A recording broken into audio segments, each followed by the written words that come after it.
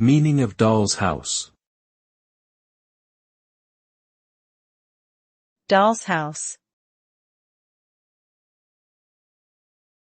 Doll's house. Doll's house.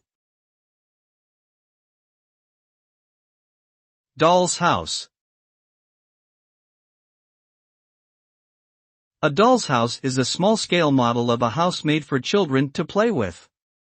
These toys often have realistic features such as miniature furniture and functioning doors and windows.